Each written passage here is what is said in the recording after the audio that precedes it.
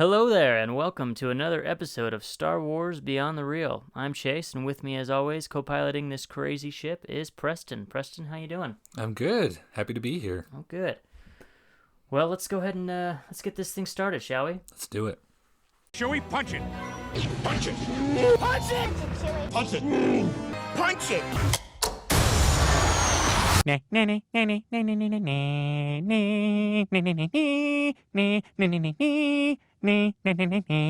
All right, well, first thing we like to do is catch up a little bit on our lives and what's been happening this week, and maybe any housekeeping we've got in the or for the podcast.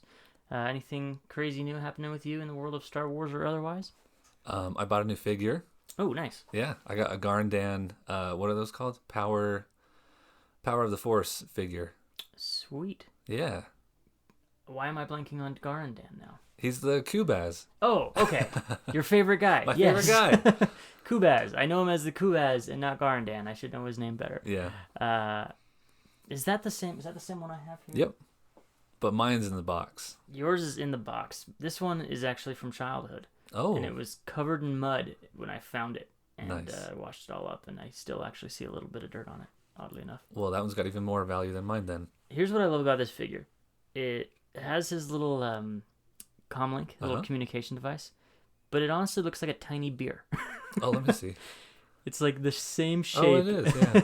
as like a little PBR or something. Yep. So he's just chilling with his beer on Tatooine, drinking through his... He was right outside the cantina. I don't know if they have laws against like open containers out in the streets. Yeah, well, not in Cantina. It's the Wild West. Come on. Yeah. Or not in Tatooine. Yeah. He, does he drink that through his snout, you think? Or is that... Did we just... It's a snout, not a mask, right? Like, that was... Yeah. Before Disney bought Star Wars, I looked it up and there was like conflicting information. Yeah. Some of it was like that was a mask and that wasn't a part of their body. And others said that it was, like they had a trunk that was inside there. I think now it's confirmed that it is a trunk. There is something inside the mask.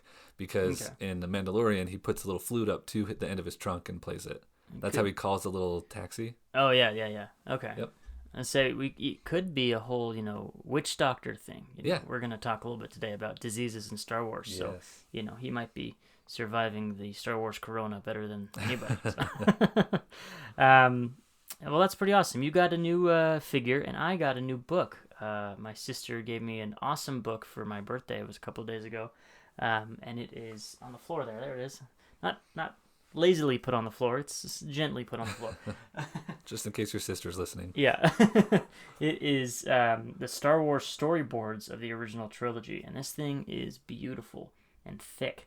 It is a big, heavy book. Yep. And it is awesome. We were just looking through it a little bit before we pushed the record button. Mm-hmm. And it's got some really cool stuff in there, both like Macquarian and later on with the other storyboarders that were involved. And it's really interesting to see how, the storyboards before they actually finalized some designs, before they, made the models and things ready to shoot, and the ones that they did after the fact.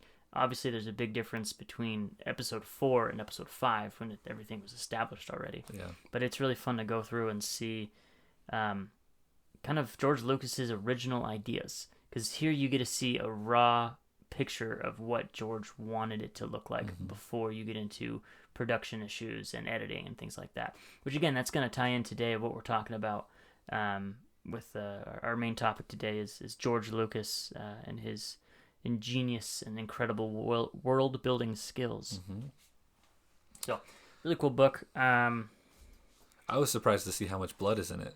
Yeah, it's quite violent. They really wanted like that opening scene between the stormtroopers and the rebels on the Tantive 4. They wanted that to be like explosions and exit wounds.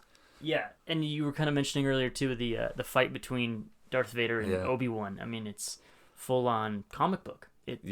It's like reading a Star Wars comic book almost, but in a cool, different stylized way. Which, I mean, the original comics, I've got the first 3 up there, or the first 3 for, I don't know.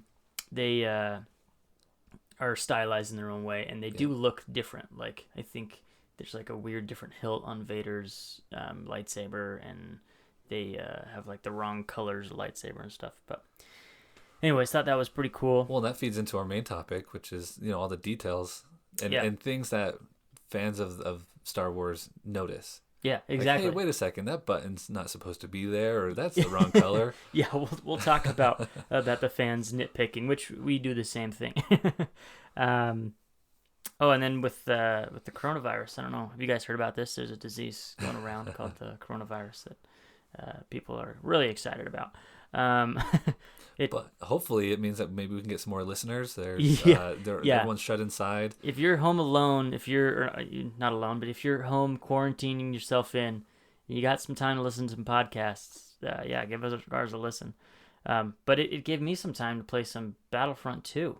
Oh, good. With school being canceled, and my wife and I attend a lot of like cons, like Comic Cons and things like that for her art, and they've all been canceled, sadly. So I have been playing a lot of Battlefront 2, like way too much. Like I've progressed so much in the last 2 days than I have my entire time ever playing it. Are you level 50 yet? No, I'm getting close though. Okay. But I'm trying to get like all the guns that I never had. I've always had just like the first gun for every trooper, and they suck. Like they're so bad. But I found out that one of the milestones on co-op mode can get you the top gun for every class if you kill 50 people in co-op mode. Oh. So it's pretty easy to do in co-op mode. So it took me like a day to get like all the guns for all the classes, or like the top guns. So I didn't know that. Yeah. I did it the hard way. Yeah. I've put probably 500 plus hours into Battlefront 2. Wow. That's why I don't really play that much anymore, because I've been level 50 for like 6 months. Well, now that I'm back in it, you got to jump on every once in a while, and we'll play together. That could be fun. And then the other thing I just wanted to bring up for our adventures this week is we got together and played some games and played some Star Wars trivia. Yep. And we both got dominated by my wife. We did.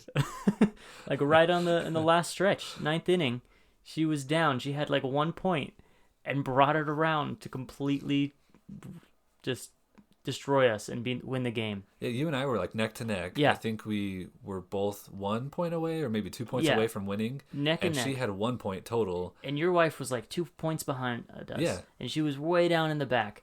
And then she just got on this winning streak of knowing everything about Star Wars all of a sudden.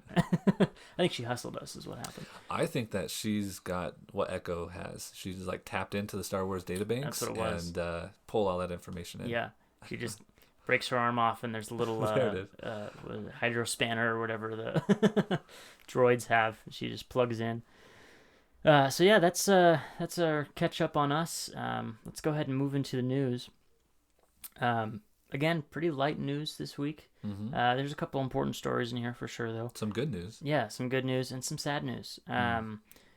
The first one is The Rise of Skywalker is been released already out on digital early on a lot of platforms. Not every platform from what I've seen so far, but a lot of them have released them early, along with the behind the scenes documentary that I'm really interested in seeing, because that's one of the reasons I really like buying the physical copy of it and not just having them all on Disney Plus, is because of all that extra bonus content. Mm-hmm. Sadly, I have not seen it because I like to have physical copies, because I've got physical copies of all other 8. So I'm just going to wait till the Blu-ray comes out for that one. Well, I thought that the news was the digital came out earlier on schedule, and then they released the physical copies in stores like 3 days early. Oh, did they? I thought that was the news. Oh. Maybe I read it wrong. Okay. No, I haven't seen anything about the physical copies. As far as I know, that's still scheduled to come out on the 31st. And I think that's because, like, physical copies... Yeah, look that up. Make sure we're not giving wrong information here. Physical copies are going to be something that I think is going to hit a deadline a little bit more concrete, because it's a physical product they have to put in stores. Where the digital...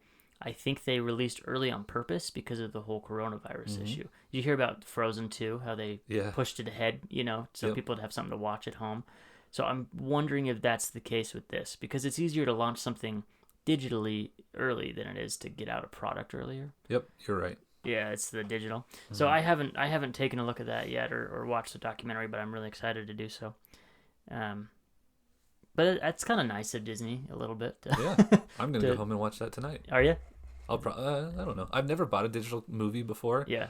But more and more, we don't. We have like a bunches of boxes of DVDs because we used to collect them. Right. And now we don't need them. We don't use them. They just sit in boxes. So I might go for digital this time. And that's the same thing with me. I have all the Star Wars DVDs. They all sit in this room. Yeah, they're right there. But yeah, they're right there.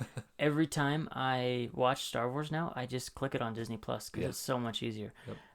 But I just have to have all 9 on hard copy. I'm still gonna buy it digital or physical, but I might just get the digital to watch it. That'd be cool. I bought Jojo Rabbit on digital when the moment it came out. We just watched that last week. It was so funny. It's the greatest. Well, and little sidebar. I did not tell my wife what it was. Oh, really? That's awesome. So we started watching it, and she's like, seeing this kid dress up in his Nazi uniform, and then jokes start happening, and she's like, "Wait a second, can I laugh at this? Yeah. Is this okay? Am I? Is it okay? Like, is there something wrong with me that I'm laughing at a Nazi movie?" And I'm like, no, it's supposed to be a comedy. That's the point. Yeah.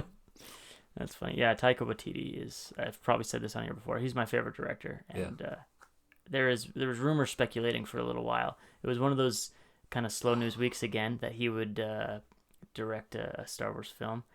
Again, that was pure rumor and speculation, and I think he's open to it. I don't know. Yeah. But that would be I'm open to incredible. I am so open for it. Are you kidding me?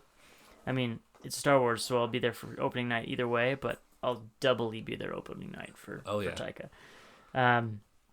Next bit of news we're going to go into is a little bit sadder. Max von Sydow, or Sydow. I'm actually not sure how that's pronounced. I've heard it a couple different ways from a couple different people.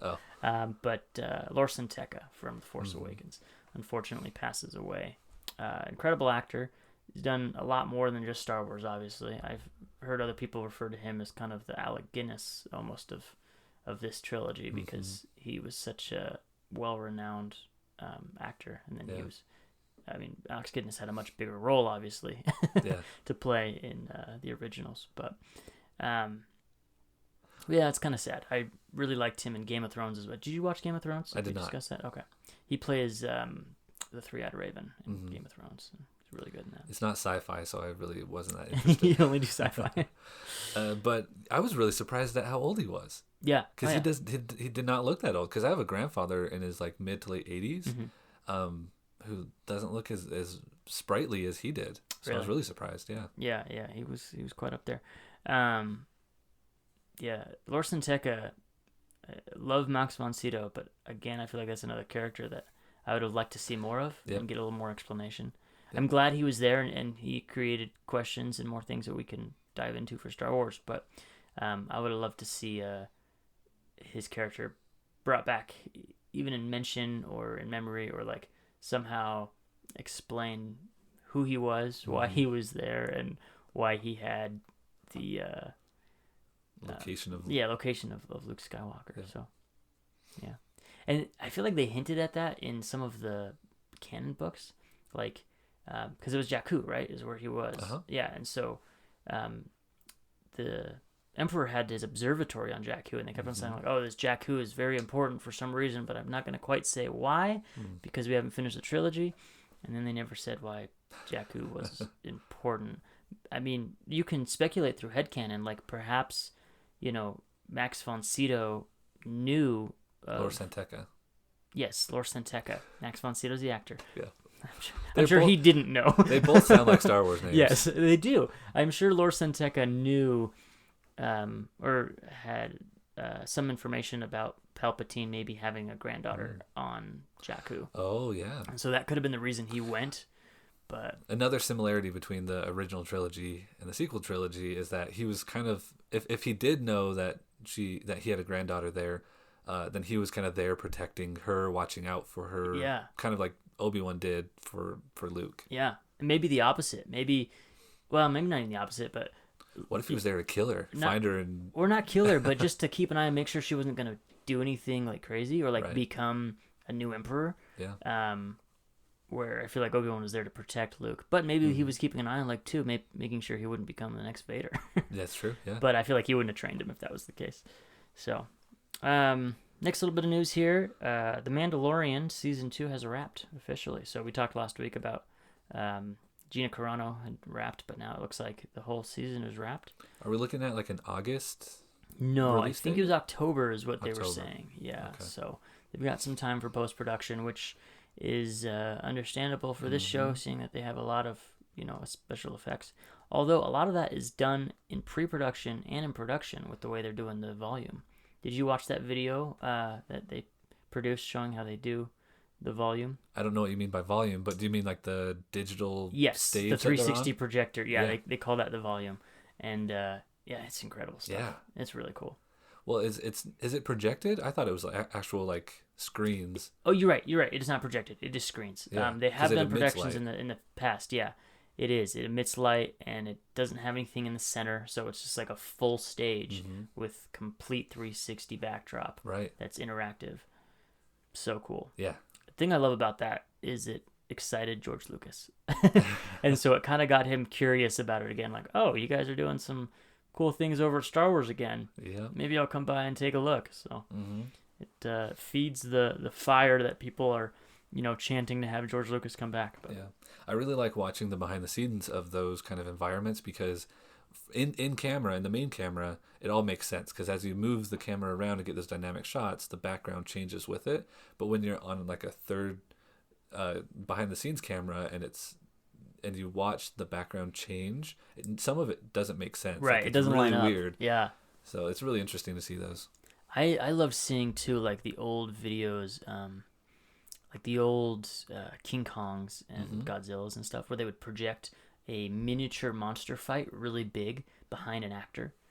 And so like you would have like an actor like cowering and you're like, no, and then there's like a huge monster fighting in the background. And that was projected on, and they filmed it using little miniatures, stop motion. Right. And but if you were to see a behind the scenes photo, it just looks ridiculous. Yeah. It looks ridiculous in the real footage nowadays too. Now that we're in 2020, looking back in the early 1900s, but and then so that's Mando is wrapped. Super excited for that. I'm looking for some good lightsaber action. Lightsaber action with that dark saber. Yeah. I don't know whose other lightsaber it would clash with. Perhaps Ahsoka. We talked about that a little bit. The child's gonna get a lightsaber. The child is gonna get. It's been tucked in that little bassinet the entire time. 2 double-bladed lightsabers. That's what's gonna happen. They're gonna be the size of toothpicks. Yeah, and each side of the double-bladed is gonna have the cross guard that Kylo Ren has. So that's 12. 12 total blades spinning around. There you go. Yeah. Have you seen on? You said that you're not on Reddit. I've been on Reddit, but I don't spend a lot of time there. Yeah, the thing that I've seen going around on the like OT memes page is they keep adding lightsabers to Kyle Ren? No. Grievous. Oh, Grievous. To General Grievous, yeah. Yeah. And at this point he's got like 70 lightsabers. It's pretty funny. That is. Well, and they keep doing that in Star Wars, not just like jokingly. Like I thought it was funny. The first trilogy you had the 1 blade, right? Second trilogy of Darth Maul, you've got the 2 blades. Third trilogy, you now have 3 blades coming out of Kylo's. Oh. And then you look at things like Clone Wars. We've seen a guy with 4 lightsabers and 4 arms before, right? Yeah. That's General Grievous. Then we see Pong Krell, who is the same race as Dexter Jettster, the 4-arm guy, with, I think he has 4, maybe only has 2, but he has 4, I think, double-bladed lightsabers. Wow. Like, that's crazy. That is crazy. Like, you might as well just get a wall of plasma laser energy. Just a light shield. A light shield. We haven't really seen... Well, we've seen those in, like, Battlefront. We've seen those, like... I was thinking about this today, and we'll get into the Clone Wars episode, but the ray shield, it's similar to the ray shield that goes up during the Maul fight with Qui-Gon and Kenobi. I don't know what that is, but it seems like if you touch it, it's going to cut your arm off like a lightsaber would. So I'm thinking it's more than just a shield. It's actually like to be used as a weapon. It's almost like a light shield. And on those ones, yes. Not the case with like what the Gungans had. Right. Yeah, that's like a bubble. You can walk through the bubble. Yep. And that's what you see often like in Battlefront 2. And that is my favorite part of Battlefront 2, I got to say. The sound design on that. The sound. Yep. Yes. I knew exactly what you're saying. Gets me every time. So I love Leia. Like, she's one of my favorite, heroes. So I'll throw down her little bubble thing. And yeah, that boom, boom, boom. Oh, it's just every time I'm like, I just want to sit in here and listen to people shoot at me all day. Yeah. And then it goes down and you die, and last bit of news here is the Galaxy Adventure Season 2 trailer and the first 3 episodes have dropped on Star Wars Kids. Have you seen those before? I've seen the other ones, like the one where Hera is gets Han to admit that the Ghost is better than the Falcon? So those are Forces of Destiny. Oh, well, I don't know. A little bit different. Then. And okay. Forces of Destiny, I need to watch because I haven't really, because I subscribe to the idea that Star Wars is for everybody, and that there's different parts of Star Wars for different people. So that one came out with their, it was like a doll, like almost like a Barbie figure that came out with them. Almost like a Bratz doll, because like yeah, some of the features were exaggerated. They weren't quite as annoying as the Bratz doll, but right. But those were tailored more towards young female viewers. So I didn't really watch those all that much because I didn't feel like they were necessarily for me. I probably will check them out eventually. Check out at least this one. Yeah, because it's super funny to watch Han admit that the Ghost is better than the Falcon. Just that part is super funny. After watching both of them, I might agree that the Ghost is better than the Falcon. Especially, I mean, Hera takes much better care of the Ghost than Han ever did of the Falcon. I think Hera's a better pilot than Han, but Han is a better character just because he's so fun to watch. He's so rascally. They had different roles in their series. Oh yeah, for sure. But the Galaxy of Adventure is a little different. They're the ones designed for kids as well, but adults are loving them because they're just maybe 1 minute 30-second clips of Star Wars where they take the audio from the actual films and they animate over it, but they do it in this big grandeur way where the fights are more anime like. Super cool. You got to check them out. Yeah, I'll show you a couple after this podcast. I'm just wondering, what's the purpose? Like, is it just for YouTube? Is this something that they're using for marketing? It's only on YouTube, and I think it's they have toys that are coming out with them. Oh, okay. Yeah, but I think they're not selling very well. So I think the reason that they do these is to introduce kids into Star Wars because it's something that you've got young kids. Yep. You know how their attention span is. I'm assuming very small. So these are, minute and a half, just like, look how cool that was. And then if they want more, they want more. Because it might be hard to sit a 3 or 4 year old down for a 2-hour space saga. So what you're saying is it's propaganda. It's propaganda, exactly. I see. It's Disney propaganda, but it's really good. Good. So the one that they released this week, or the 3 that they released, the second one is interesting because all the ones prior have been actual scenes in the movie, or they've like shown scenes in a different light or in a different way, or like compilations. But this one, they create a whole new scene in the sequel trilogy that was never there. So it's Rey, Finn, Poe, Chewie, and BB-8, and they are on what looks like to be Starkiller Base, and they're stealing what looks like the plans to the Death Star. Okay. And they're wearing their costumes from Episode 9, The Rise of Skywalker. Okay. So I was a little confused there. But, I mean, that's not the point, is for canon reasons. The point is to get kids to go, oh, that was really fun. Let's watch more Star Wars. Right. So, but yeah, you'll have to check them out after this because they're pretty great. Well, I was just thinking now, like, originally the kid introduction to Star Wars was the droid cartoon show. Yeah. Which I haven't made myself sit down and watch like full episodes, but I've seen enough of the clips to kind of understand I've seen clips and I've seen people talk about them and like quick like overviews of what happens. Like, have you ever heard of Mr. Sunday Movies? Yep. Yeah, I love his Caravan of Garbage. He did some pretty funny ones with the droids. I love those. I think I've seen those. Yeah. I kind of want to check out that show and the Ewok show. Yeah. Like, that's coming back. Ewoks are hitting, like, the 2 Ewok movies, those are coming back in pretty hard. And then the Ewoks show, if you go to like Box Lunch, they sell hoodies with like the animated Ewoks on them. Oh. Like, I kind of want one of those. Yeah. But I'd be a little bit of a poser because I'd never seen them. Ewoks are better than Porgs. We'll just leave it at that. I wouldn't say they're cuter than Porgs, but they're better than Porgs. Yeah. Yes, absolutely. And they're easy. They're awesome on Battlefront. Oh yeah, I haven't played with them yet. They're pretty cool. I played the Ewok Hunt, but I haven't played like the new hero Ewok. I'm really bad with them, but there's just something like I play very canon like, if that makes sense. So if let's say I'm playing on Endor, I will change my skin from Han Solo to the Endor Han Solo. Okay. I will change my Leia to the Endor, like to match whatever level I'm on. Right. And so if I'm on Endor, I always play as an Ewok. If I'm on the Death Star, I don't usually choose an Ewok. Like, I try to make it match up because I'm just weird that way. Yeah. Because it's like I want to be in Star Wars the correct way. So.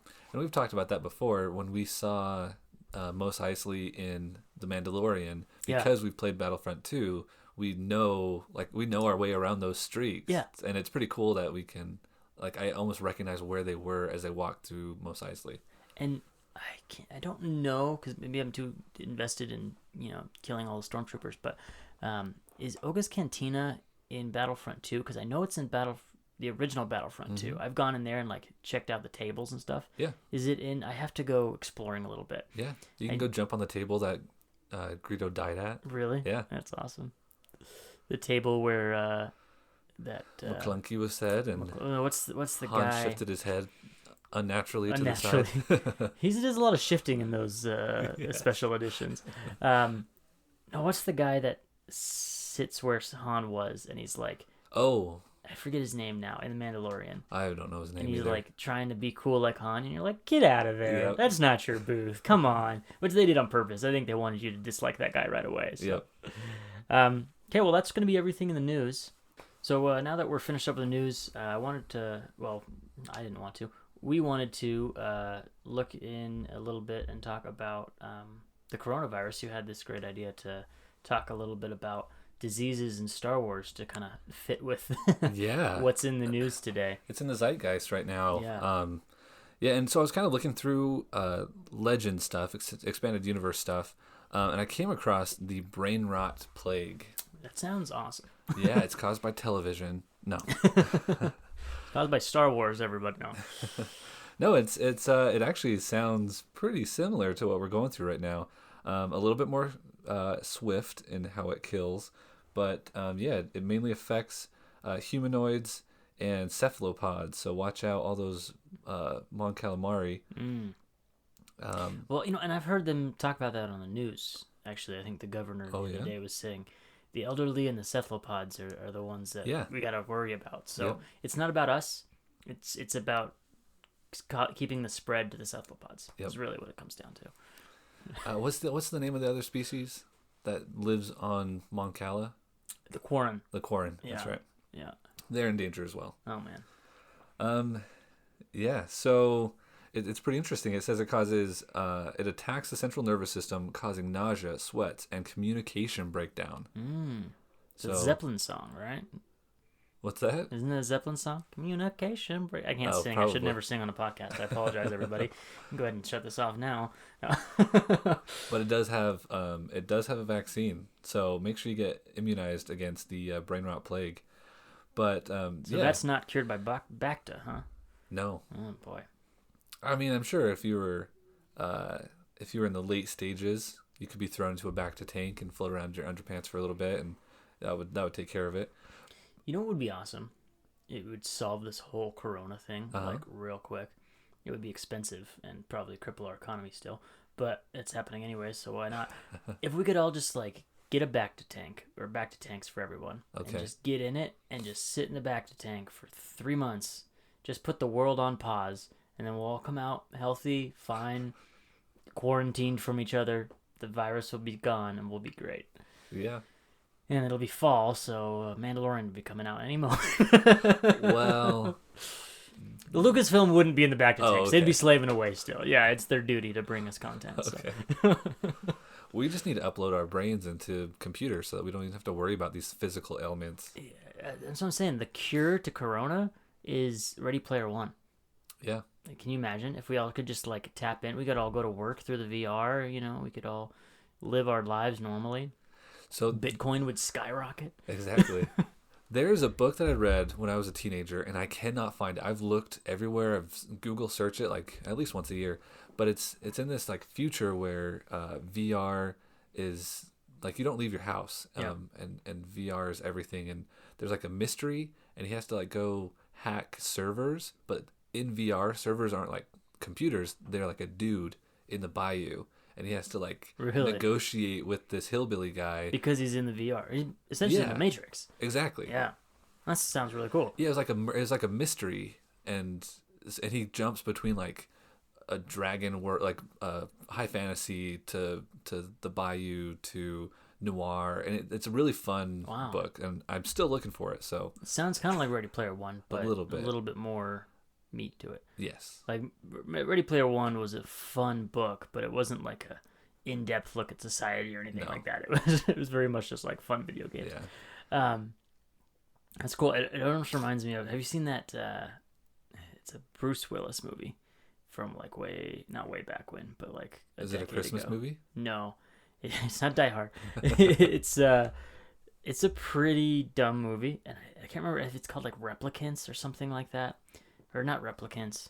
But basically, everyone is at home and is hooked up into a Android version of themselves. So it's like not quite VR. Oh. Because it's like if you're driving a robot? Yeah, you're driving a robot, and they all walk around, and it's like for safety reasons. Everyone's afraid of dying, and so they, hook themselves up to these robots that go around and live their lives for them. Yeah. But then at the same time, I guess the point is you're so afraid of dying you don't live type of thing, I don't know. That sounds like another solution to the coronavirus. I could get my robot self to go to the store, buy me, 50 packs of toilet paper, come on back.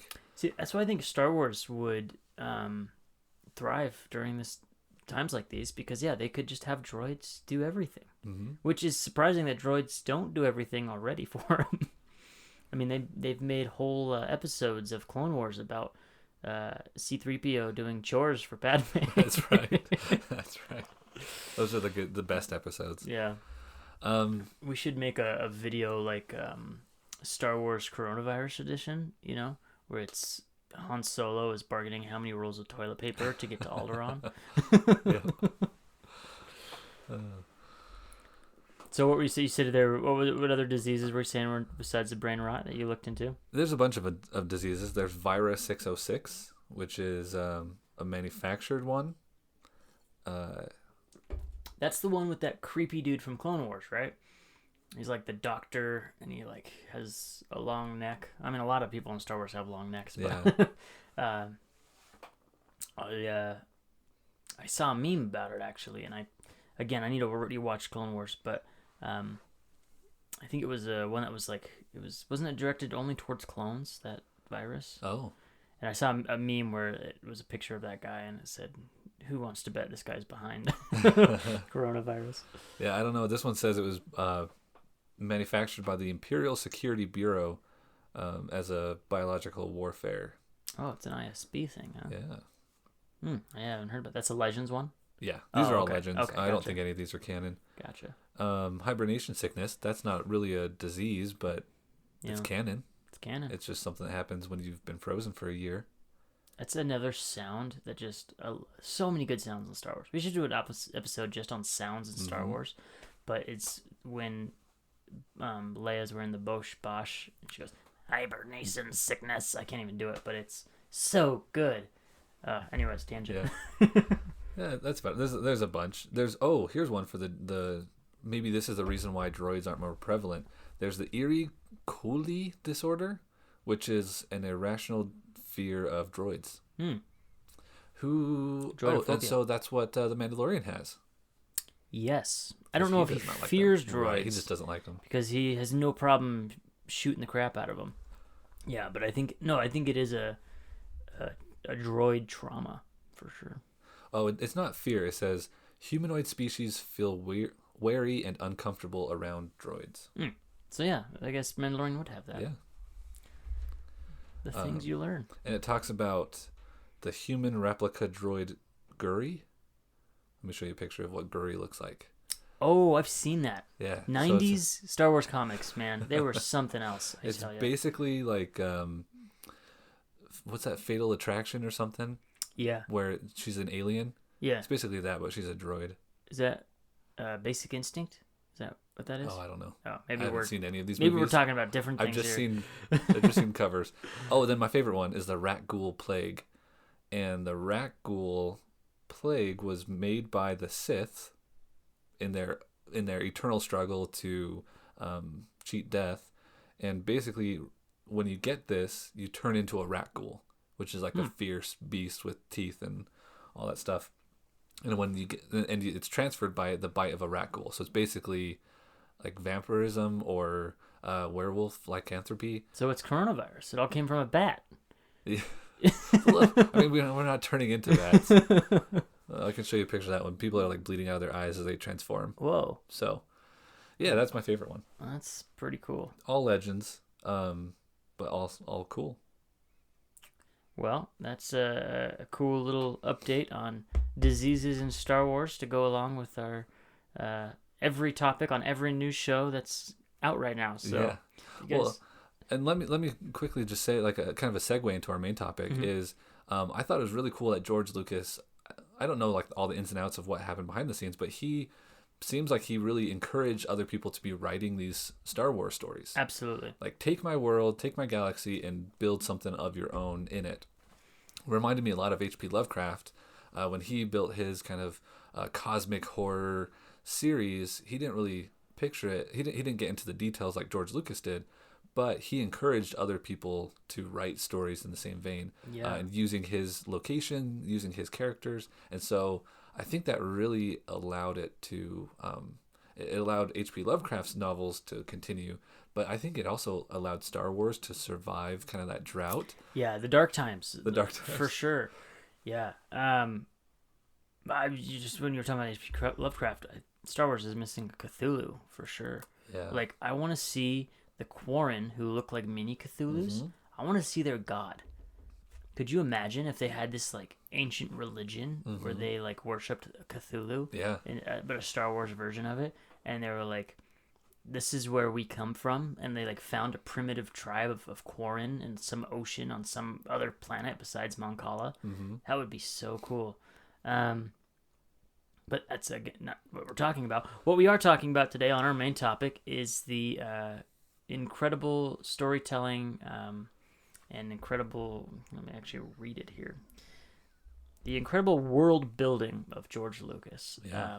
And not just George Lucas, but the world he built and how it was expanded on through Expanded Universe and New Canon and all these different avenues, on how intricate it truly is, whether you want it to be or not.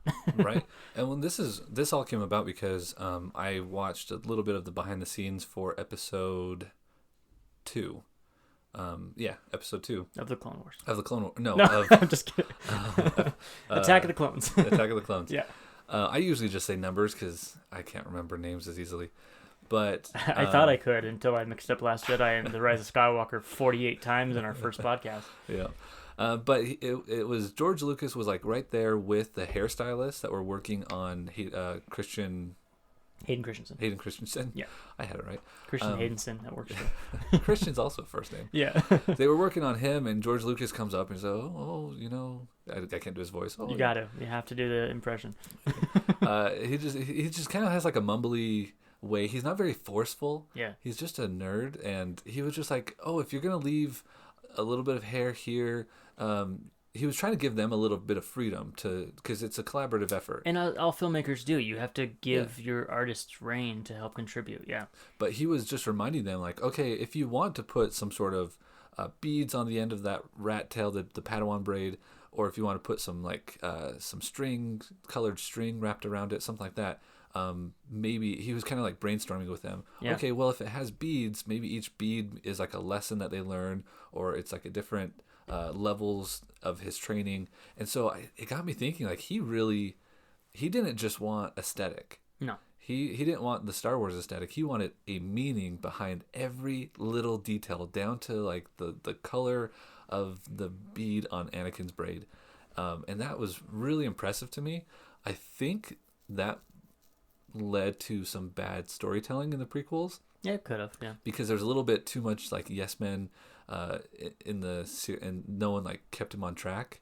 But I think that is what allows fans to get as involved in the series as they are, because with things like the Marvel universe, it's cool and fun to watch, but there's little tiny details everywhere. We care about the Kubaz. We care about all these background characters. And I think it's because it's so limited, or it used to be. Yeah. Because one thing, I mean, you look up Wikipedia, and I'm sure there's 2 or 3 pages on the Padawan braid, right? Probably. You go to, Marvel site and you say, what was the deal with Hawkeye's haircut in the latest film? They're going to go, I don't know, it was stupid. Right. It was some hairstylists thought it was going to be cool and they did it. And it wasn't. That was it really wasn't. No. It like took me out of the movie. Like, yep. oh man, he's so sad. His family died, so he went Buzz and got cut. a douchey haircut. But no, like, yeah, it's interesting because I think it was so lacking. You know, you take Star Trek, for example. Mm-hmm. There's a lot of world building there, and people can go down to the finite details as well, but I don't know if it's as intricate as in Star Wars. There's not visual dictionaries for every little prop because they get so much of it. You know, for a while there was 3 films. Mm-hmm. Then there was 6 films. Now there are 12 films? No. Something like that. 12 films if you count Clone Wars, the movie. Mm-hmm. And 3 TV shows so far. 4 TV shows. Sorry, Resistance. I forgot about that. Yeah, that's okay. Plus the Ewoks. There's so much more now. So I feel like, personally as a fan, I don't get as invested into those little things as I used to. Like, I have purchased the visual dictionaries for The Last Jedi, which was my favorite of the sequel trilogy. I haven't really gone through it all that much. Like, I looked through and I'm like, oh, this is cool. I purchased the one for Solo. Oh, this is cool. But like I used to before the buyout, I would try to absorb every little bit of information. And you would see YouTube channels, for example, Star Wars Theory or Star Wars Explained. 2 really big channels that we both really enjoy. They used to spend their whole time being like, oh, this is a weird little thing that happened in a comic, 10 years ago or whatever. Right. And they would dive deep. Now those channels, and I'm not knocking on them because they're still my favorite channels, are more like, here's what's happening in Star Wars now, here's what's new, here's what's evolving, because everything's changing so much. And I'm not saying that's a bad thing necessarily, but I feel like we're losing a little bit of that detail that we had. Right. And again, that's not good or bad, because some of that detail was stupid. But I think it's important that George Lucas had it all in his head, and he was thinking about it. He wasn't just the saying, important stuff that we saw on screen. Yeah, he wasn't. Well, even the non-important stuff. Like, he was thinking about, what does this mean? What's the story behind Boba Fett's little Wookiee braids on his shoulder? Those all had stories, and that's super cool. Well, and the reason I say the things we see on screen is because there are other things that we barely see that aren't like production design, that are just like one shot that people have run away with. Yeah. Speaking of running away, Will Hood. Yep. And I think that I like how it's a joke now. They've taken that ice cream maker and now it's a little carrier for Beskar valuable goods. But... Yeah. Which I believe, I'd have to double check this, but in one of the expanded universe books, it goes into Will Hood and what he was doing, and actually there was like some covert data being stored in Cloud City, and that was some sort of like memory bank that he was holding with vital rebellion information, and so he actually saved the whole rebellion. And it's like every character, like you said last week, every character has saved the rebellion at some point, and they become these kind of tag and bink characters almost to a point. Which is, I think it's awesome, and being able to have those little in jokes almost when he pulls out the ice cream maker with the Beskar, like I lost it when I was watching that. Yeah. Having that amount of detail allows more than surface level fandom. Yeah. But like, I'm a surface level fan of Marvel, but I dig deep into Star Wars because there's something there. Yeah, for sure. Well, and again, this is kind of goes back to George Lucas's world building. And you mentioned H.P. Lovecraft and how he let people play in his world. Yep. And I think one of the important things that Lucas did is he let other people play in his world, and he didn't play in his world too much. The reason I'm bringing that up is because you'd get, these tiny little details that are happening in between scenes or in between films. And fans, people who love Star Wars, said, I want to write something there. I want to create more. Let us create more. He said, go ahead. But Lucas, I don't know if you remember this, had his different levels of canon. Like, he'd have like D-level canon or whatever. Like the films, anything that he made, it's like, that happened. That's canon. The other ones are like, it could be canon, is lesser canon. Yeah, it's from a certain point of view. A lot of the comics and things, because a lot of them conflicted with each other, right? And he said, well, a lot of these could be stories that someone heard from someone else, blah, blah, blah, blah. Now, with everything, streamlined, you can only write something if you are hired by Lucasfilm to do so, which is fine. Back then, you had fan stuff, and then you had official Lucasfilm product, but people would write a book and say, hey, George, can I write this book with your characters? Yeah, go ahead. Now it's like, okay, Del Rey is going to hire me to write this book. Which I think we've lost something. The story group is cool, but the need to stick to a canon that's cohesive and makes sense, because like the fandom has evolved. We've gone from wanting to know more or making up our own like little stories of what Wilro Hood is doing to now there's like a set way and it all has to make sense because we're so tuned into that stuff. Like we notice when the hilt is changed, those sort of things. So Lucasfilm now and Disney want to keep that continuity, which is limiting and must be really frustrating when you're in that story group trying to like build these new fun stories. You're like, oh shoot, I can't do that because they're actually over here at this time period. Well, and something we learn in film school, and people do get too crotchety about continuity, because we learn, I'm in an editing program right now, and we're learning about Walter Murch's 6 levels of a cut and like reasons to make a cut. First one is emotion, then story, then rhythm. I might have those backwards, but basically the last thing you cut on is continuity. He calls it 2D space and 3D space, but it's basically saying if the audience is invested enough into what's happening emotionally, they're not going to care if one shot his arm's up, the next shot it's behind his back. Like nobody is going to care about that. Now, overall continuity within a world, yes, is important, and we've seen them fudge it a little bit, but if it's a good enough story, that's fine. Again, we talked about, we talked about Leia not remembering her mother. Like that's a small detail that's like, it's fine. It didn't ruin the whole trilogy, and it gives us something to talk about. It gives us something to talk about. The Holdo maneuver was awesome. Yeah. They ruined hyperspace. It didn't ruin hyperspace, guys. Calm down. Yeah. But the thing I wanted to talk about with Disney now having complete control and canonizing their little side stories is sometimes it does detract a little bit from what happened in the movies. A good example, Steele Saunders, going to bring him up again. I feel like it's every episode, but I listen to him all the time, and I love following his Twitter. He tweeted out a picture of one of the latest Star Wars comics where I think it's Leia. I haven't read the comic because I'm really behind on him, but I think it's Leia is frozen in carbonite and is right there before Darth Vader. It might be somebody else. But his tweet was, you get frozen in carbonite, and you get frozen in carbonite, and you get frozen, like the Oprah thing. And it's so true. It's like it detracts a little bit when they are playing with these ideas that we've already seen in the movies and they're using them in the comics. Right. Because they're trying to make these comics big and awesome and people to talk about them. But if they're bigger and better moments than what are happening in the movies, it's like, well, why didn't we see that? So. Which, speaking of the comics, I really enjoyed the Chewbacca comic. When he went off and had like his own little adventure and he rescued a bunch of people in a mining colony that was run by the Empire. Which comic series is this? I don't think I read that one.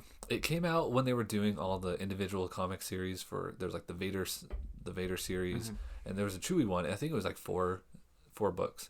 I have to check that out because Chewie is one of my favorite, and the whole thing with him and Black Carriage, I can never say his name. Do you know the one I'm talking about?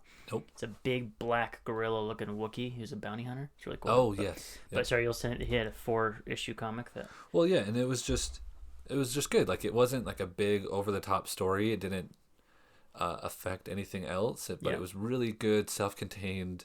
Learn a little bit about Chewie, see that he really has a good heart, kind of put him in the center for once without overshadowing anything else. Yeah. Like he rescued a colony of miners. And that's what I like to see. The Obi-Wan comics or the issues in the main Star Wars series through Marvel, the ones that have to do with Obi-Wan and Luke on Tatooine are some of my favorite. So it's actually Luke reading the journal of Obi-Wan. And they're just small, self-contained stories.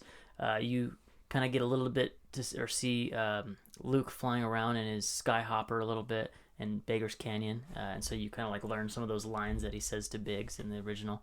Yep. But what bothers me about him is I've only read maybe the first 20 issues or something, and Luke has fought Vader now like 4 times. And this is between episode 4 and episode 5. So it's like Vader will come and he like almost fights him, but it's not like a true fight, but he like escapes him and he learns that he's Skywalker and he's, he loses his lightsaber and then he gets it back, and it's like all this stuff happens in between these movies. It's like it takes away from, the first meeting of Luke and Vader. It goes back to what we were talking about with the added scene of Jabba there in Mos Eisley. Right. Takes away from like the real impact of when you first see him in his own Hutt Palace. Yeah, exactly. It's subtlety, I feel like, or using things sparingly is a tool that I feel like we're not using as much in Star Wars as we used to. Because I liked having these characters that you didn't know much about that were cool for a moment, and then wondering about them, collecting their figure, maybe getting some comics and stuff, Boba Fett and things like that. People complained, Phasma was nothing. What was the whole point of Phasma? What was the whole point of Boba Fett? It was cool. Like, calm down. So I do like that stuff in Star Wars. But I feel like because we're getting so much of it right now, people aren't as invested in the database, if that makes sense, that Star Wars database, its characters. Because there's so many cool new like aliens and weirdos and things that I see in this film that's like, oh, I wonder what that is. I never really look into it because I just continue on with more stories. Like, I feel like if we were back before we had the new 3 movies, let's say it was back at 2008 and A Mandalorian came out, we would be picking apart every episode, every season. Like, most YouTube channels and podcasts will have their Mandalorian show and they'll talk about the episode every week when it comes out. But I feel like it would be like, okay, these 8 episodes we are dissecting now for the next year. Well, when the first trailers of The Force Awakens came out, I spent hours pouring through. I'd watch videos of people pouring through the trailer. I'd go frame by frame through the trailer, try and pick out everything, like who's in the jacket. Because there was a scene where Finn is like face down in the snow, and you're like, is that Finn? Is that Poe? And yeah, everyone was picking it apart. But then for the trailers of the next 2 films, there was maybe a little bit of that, but not nearly as much as the first one. Yeah, absolutely. It's a different time. The Star Wars atmosphere has changed, I feel like. You sound a little bit like an old man. I know. Well, back in my day. Back in 2009, that was another tangent, getting off track a little bit. Is there anything you wanted to add about Lord Jukas? That's even worse.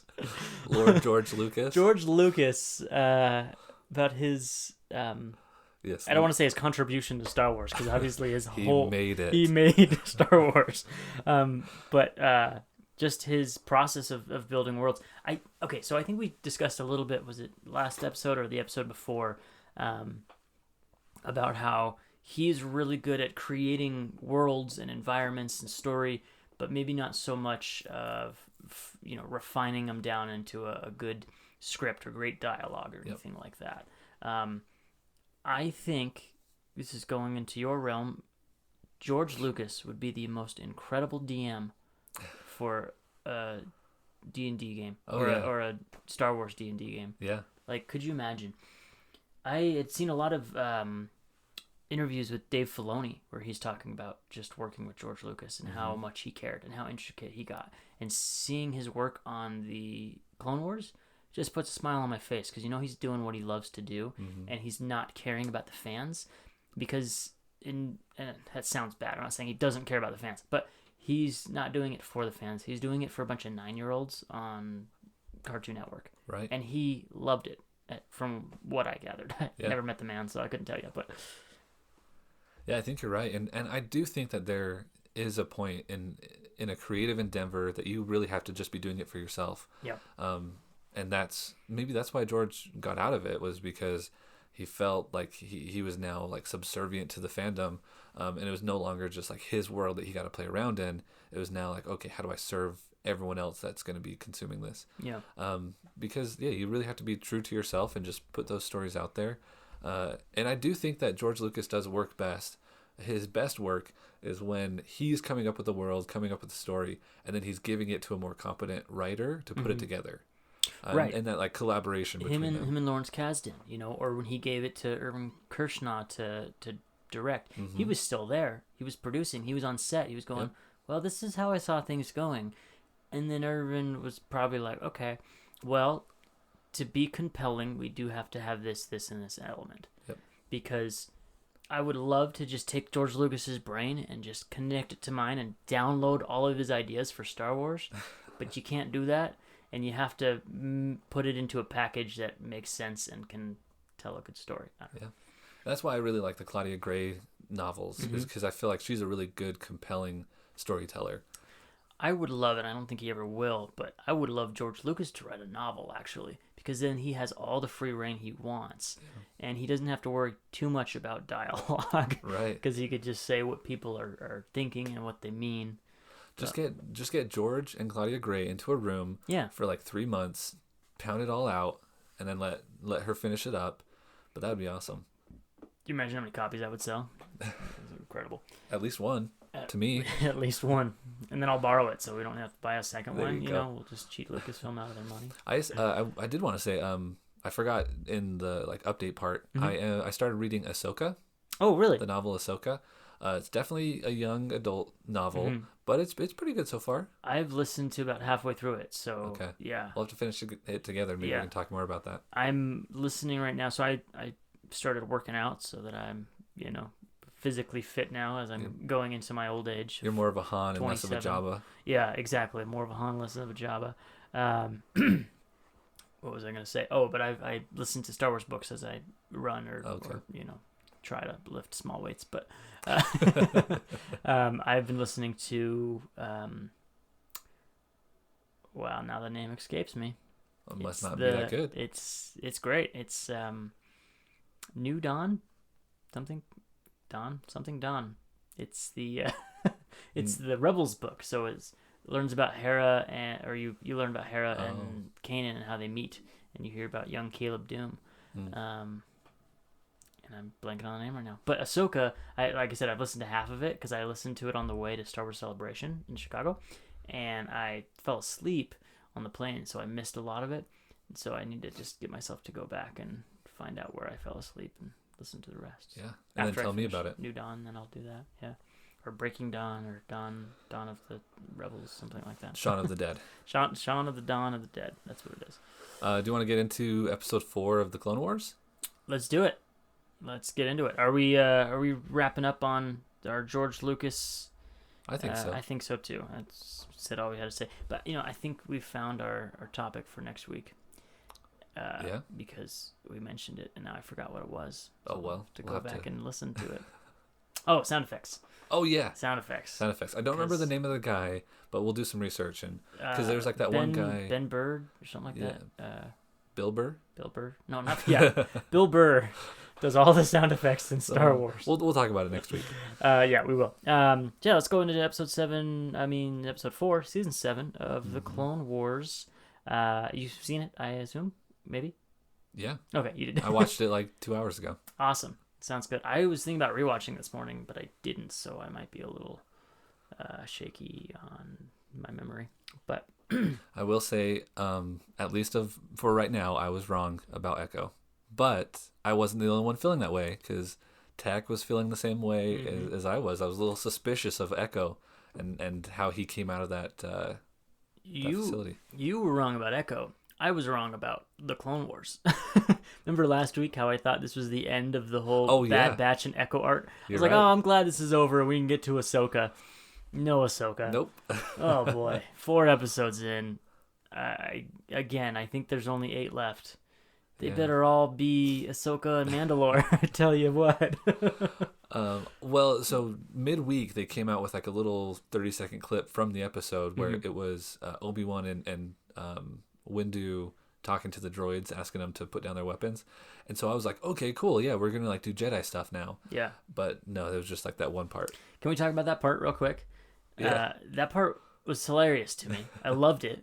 But it was a little uncharacteristic of Mace Windu, I feel like. Oh, really? Because I thought it was very characteristic.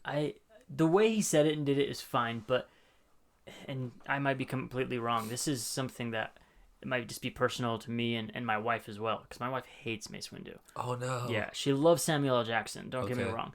hates Mace Windu as a character, and I don't hate him, but she sees him as a villain, if that makes sense. So she hates him in the same way she hates like Moff Tarkin, right? Okay. Like she doesn't hate them like, oh, that was such a bad character, bad acting, poor written. It's more of like that person bugs me, and if I was in real life, I'd just want to slap him, type of thing.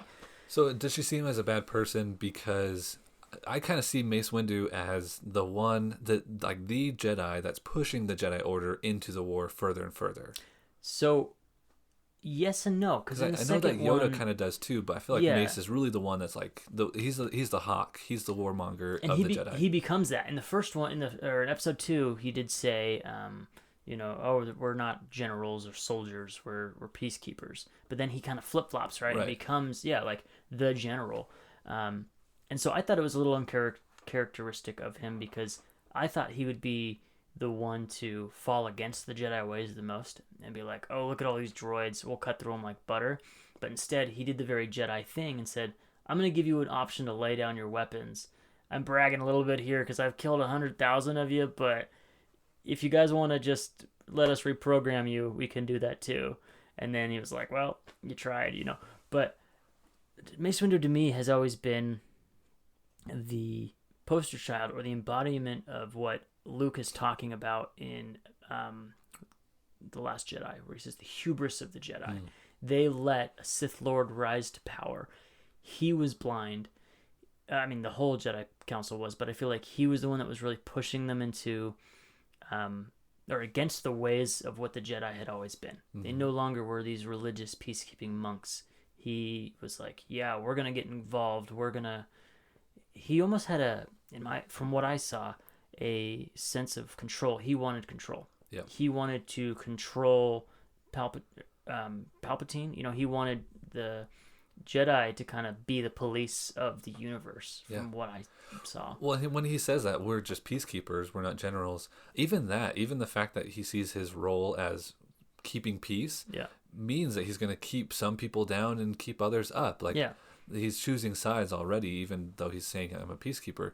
I feel like he's the antithesis of Qui-Gon Jinn, who's more of just let the Force be. He's and exactly. I think that's the hubris of the Jedi, and that's the problem with Mace Windu, and why I think he's the embodiment of why the Jedi failed, is because he wants to have control. Right. He's trying to control the Force, where Qui-Gon says, "Yeah, let the Force be," and then you've got Obi-Wan, who is kind of I'm a company man, if that makes sense. Yeah. I'm going to do what the council says is best. Yep. So he's kind of stuck in the middle between Qui-Gon and Mace. He's just loyal. He's loyal to the Jedi Council. He didn't really think for himself for a long time. Yeah. And which will make it interesting when we see him in the Kenobi movie. Absolutely. Hopefully kind of reevaluating his loyalties. Yeah. And he did become much more like Qui-Gon Jinn during his isolation, I feel. Because like the old Ben that we meet in A New Hope is a very different... it's still very similar, but he's... Well, you can tell there's been progression. There's been 20 years of reflection. Mace Windu I see as the person that's like, I'm making the rules, this is how it is. And... Qui-Gon is let's ask questions and see why things are the way that they are. So. And Obi-Wan for a long time was just okay. yeah, exactly. So I'm not saying it's completely uncharacteristic, and I'm not saying like, oh my gosh, why would Luke Skywalker pull a lightsaber on his nephew? That's so uncharacteristic. It's more like I would have expected Obi-Wan to have maybe delivered that line rather than Mace. See, I saw it more of like he's threatening them. Yeah. Well, that's the thing. He played it off like, oh, you said no, I'm kind of happy now because I get to destroy you all. Yeah. That's how I saw it, more of like a cocky move, like you all are going to die. Yeah. This is me just kind of like playing with you first. That's how I saw it. Not really like he knew they weren't going to give up. So I thought it was characteristic of him. Because he's not Anakin, who would have just like gone in and killed them all, and had some snarky quip. He is more almost like a bad cop. Mm-hmm. Like no, I agree with you. Like I'm here to arrest you all, if I don't know. So yeah, to don't me, you pull a gun? Oh, you did it. Now I gotta yeah. I think he would like to play by the book because he feels like he'd written the book. Yeah. But he'd also is happy to find an excuse to maybe he said that for Obi-Wan. Yeah. It's like, oh, you said my Miranda rights, but if you didn't hear me, like, you know what I mean. So. But overall, I thought it was a really good episode. Yeah. I enjoyed the heck out of it. The beginning was pretty good, but the end really got me. Are you talking about Anakin? Yeah. Yeah. So that was cool because you got to see Anakin go into the dark side. Yeah. Right, a little bit. And I've seen people talk about like, oh, they didn't really push him to the dark side all the way because he was justified in killing the guy because he tried to attack him. But it's like, yes, he was justified in it, but this is also a kid's show. So I feel like that's as dark as they can make him go in a kid's show. Right. If this was the Mandalorian, I feel like we would have seen a little bit more, slaughter of the Sand People Anakin in this scene. Yeah. So I thought it was really good the way they handled it. And a little scary for kids. Like, here's your main character. Here's your good guy that we've told you for 7 episodes, and now you're kind of questioning his decisions and choices. Right. Yeah, it was a really interesting, slow burn down that path, and I liked it because I wasn't sure what he was going to do in that moment. Yeah, which was cool. Yeah, I didn't either. I was like, is he going to kill this guy? Is he gonna? Like, what Anakin are we going to see here? There's like 2 Anakins, There's the who I am in front of Obi-Wan, and then there's who I am alone or in front of Padme. Right. Anakin. So it's kind of fun to see the flip-flop. Yeah. And then Echo is the savior of this whole Anaxis campaign. Yeah. I got to say again, love his design. Yeah. Like, he still looks like a clone, but he's like skinny and sunken in, and like his skin's a little more pale. He's got blue veins. Did you notice that? I did, He's got blue veins on his face. Yeah, and he's got the little, socket things everywhere. Mm-hmm. Love it. And then we found out that hook of an arm thing we were talking about last week is it a hydrospanner? I think it's called a hydrospanner. I feel like a hydrospanner is what Han Solo asked for when he's fixing something. I thought it was like a slicer tool. Yeah. I don't know what to call it. I thought because slicing in Star Wars is hacking. Right. Yeah. I thought it was like the handheld version. The hydrospanner was like the handheld version of what the droids had, right? Yeah, right, yeah. That's exactly what it is. Which I think this is the first time we've seen a human interface with a computer like that. Yeah. Which was interesting because now it kind of puts the question of like how much of Echo is still there if he's able to interface. I mean, he's been interfacing with computers for a long time now, but and I'm curious what his insides look like because I thought he was just like they hooked up to his brain somehow and were able to, but he's got to have some sort of electrical system going through his whole body, right? Because R2 puts in his little knob thing, spins it around, and it connects to his internal brain. Somehow they had to do that there too. So I wonder if there's like wiring going in through his arm and up to his brain, or it's interesting because he's mostly mechanical now because waist down he's all mechanical, his right arm and all throughout him. So great thing about Star Wars is we don't need it explained. No, but it's really interesting. It's cool to see a human interface with a computer like that. Absolutely. And kind of how he was like in pain holding his face as he was doing that. So it was cool. What did you think of him going off with the Bad Batch? I don't know what he's gonna do with the Bad Batch.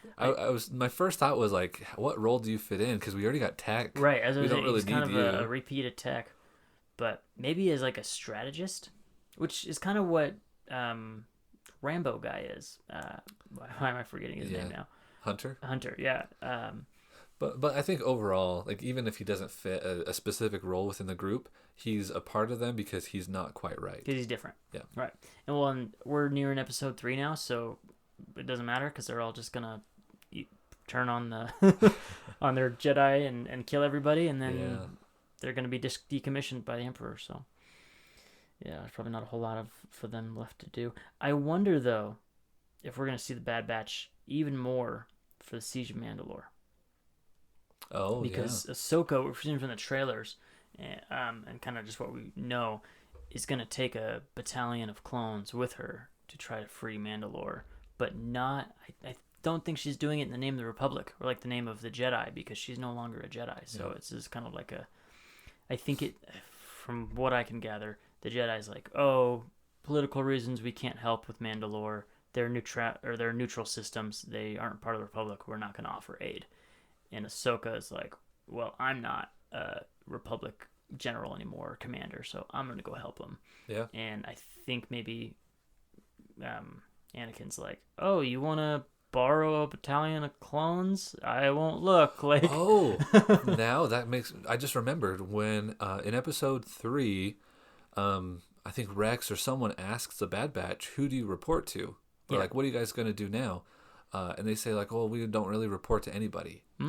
So they might end up going with Ahsoka. Yeah, like for the Republic right now, they just get called in. Like people basically ask for them to come help them with certain tasks. Yeah, and they get it sounds like they get to choose where they go. So yeah, maybe they could be like Ahsoka's 501st. Yeah, that could be cool. I mean, I think she is getting the 501st because, is she? well, remember all those helmets that they like painted to have her tattoos? Yes. Yeah. I saw that picture. I don't know. What's that picture from? I thought it was super cool. Yeah, so, I mean, the helmet and stuff came from the hashtag Star Wars Saved, like when they showed the trailer at Comic-Con a couple years ago, and then the trailer that they released at Star Wars Celebration showed them, and they showed a couple of scenes from it too that were unfinished. Awesome. Of Ahsoka talking to I think Rex, I can't remember, but she like walks in, and it's like it's kind of tear jerking because they all have their armor painted to like match her. It's so cool. Yeah, just in case people are listening and they don't know what we're talking about, they painted the helmets to look like Ahsoka's face. Right, her markings. I don't know if they're tattoos or not because I know Zabrakians, they are tattoos, but I think it could just be her skin. I think the Togruta, Mm-hmm. I think that those just are like skin markings. I think you're right. Back to what you're saying about a Padawan braid. I love that when she takes off her beaded, like, I thought that was just kind of like a head thing, like a Togruta thing, but it's like, that's her Padawan braid. Right. I thought that was pretty cool. Because she doesn't have hair. Right. I was reading in the Ahsoka book, I thought it was really funny because she has a hood on because she's trying to hide. And she said she's thinking to herself, "Oh, I got to get another hood because my head's growing more." And I was like, "Okay, that's a fun detail." Yeah. Like, again, it goes back to a great little details in Star Wars. And you can almost like if you see a picture of Ahsoka, you basically know what it's from because of how big her head. Like she has horns and then tentacles, and how big those are kind of tell you how or what time frame how it was old in. she is. Well, if you look at Shak Ti, you know, they're huge. Yeah. So you're like, must think, okay, Shak Ti's got to be at least middle-aged. You know, we don't know how long Togrutas live. But they seem to age similarly to humans. You know, she was, I think, 14 when we see her, when she's calling him Sky Guy. Yeah. I love Ahsoka's progression, you know, and I love her story with the fans, too, how it's like what people thought of her to what they think of her now. So what I'm doing right now is I'm just looking on our Twitter to see if we have any questions. I posted a tweet to see if anyone wanted to ask us anything to talk about in our listener comment section. Still don't have any comments or listeners, so sorry about that. But if you do listen to this and you're the one person listening, send us a question, a comment. Let us know you're out there. Tweet us on Twitter at BTR Star Wars. Hit us up on Facebook at BTR Star Wars. Instagram is beyond_the_real. We're on YouTube. Comment there. Beyond the Real Pod. Preston, you got anything you want to end with? You can send cash to my PayPal account. You can send cash to You can pay our rent if you want to. That'd be fine too, you know. No, but thank you all for listening. If you are listening out there, hopefully you're stuck at home, staying safe and quarantined. Well, not quarantined, but you're avoiding the masses, and you're not, you know, fighting and punching each other over rolls of toilet paper at Walmart. Remember the Jedi way. Is what I would say. Mm-hmm. You know, don't give in to the Sith. Possession is a Sith trait. Don't go hoarding. Be like the Jedi. They live minimalistically. You know, no attachment. Speaking of which, we are very minimal with toilet paper right now in my house, but are you really? I'm afraid to have. Yeah, we're down to like 3 rolls, and I'm like, I don't want to have to go out and buy some. We have a bunch because we hoarded for Corona. This is all before the Corona. It just was like, you know, just saw a deal at Costco, and so she bought like 5 of them. So if you want some, you can take some. Jess actually asked, she's like, you should ask Preston because they have kids and we don't need that much toilet paper. I was like, no, 2 butts here. That's fine. Yeah. That's fine. So if you want to take a roll, you're welcome to. At least I know I have a place to go to. Yeah, exactly. What was I going to say? Oh, fun little news just right at the end bit. I was looking at our analytics on Anchor. We have a listener in the UK. Oh. I think. Unless one of my friends or family was visiting UK and I didn't know and they just listened to our podcast. But someone has their VPN set to the UK. Someone has their VPN to the UK. But if you are out there, if you are in the UK and you are listening, that is so awesome. Even though we have 10 listeners, I don't know, that's not true. I probably still have 5. And one is in the UK. That makes me so happy because it's getting out there. People are listening. So keep it up. Keep it going. Tweet us out if you want to. Pod it forward, as Steel Saunders would say. Again, I'm just stealing all of his stuff. That's a pun on his name. There we go. Let's go ahead and end that then. May the Force be with you. May you live long and prosper. Yes.